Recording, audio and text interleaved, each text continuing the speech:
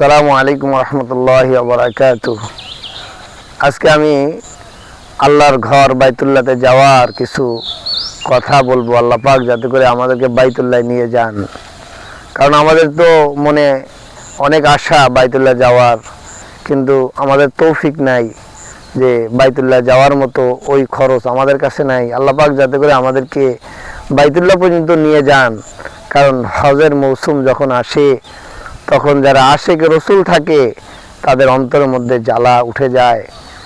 কোনো কোনো কবি বলেন, হজে কে মহিনে জব জব আয়ে দিল মে আগ লগ যায়, তওয়াঙ্গার সব যায় মদিনা हमको ना ले जाए, हमको ना ले जाए। যারা আশিকে রসুল হজের সময় যখন আসে তাদের ভিতরে আগুন জ্বলে। টাকাওয়ালা তো হজে চলে যায়, কিন্তু তারা তো যেতে পারে না। সেজন্য আল্লাহর কাছে ফরিয়াদ করব, সাহিল সে লাগা দে মেরে ইশকো কা সফিনা, आँखों में देखा दे मुझे मक्का ও মদিনা। আল্লাহ, তুমি পিঁপড়াকেও হজ করাইছো, পিঁপড়ার কান্না দেখে আল্লাহ তুমি পিঁপড়াকে হজ করিয়েছ, তোমার ঘর বাইতুল্লাহ নিয়ে গিয়েছ।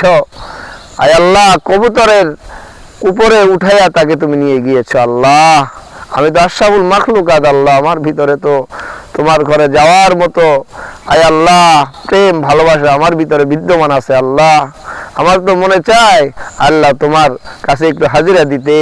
আয় আল্লাহ, আমার তো মনে চায় ওই হাজরে আসওয়াদকে চুমু দিতে। আয় আল্লাহ, আমার তো মনে চায় ওই মাকাম ইব্রাহিমে একটু নামাজ পড়তে।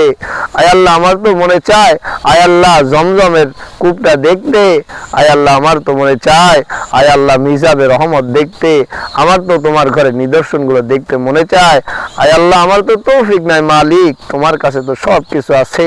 আয় আল্লাহ, তুমি আমাকে তোমার ঘরে নিয়ে যাও, তোমার রসুলের রওজা জিয়ারত করার তৌফিক আল্লাহ তুমি আমাকে দান করো। আয় আল্লাহ, তুমি আমার দোয়াকে আল্লাহ তুমি কবুল করো।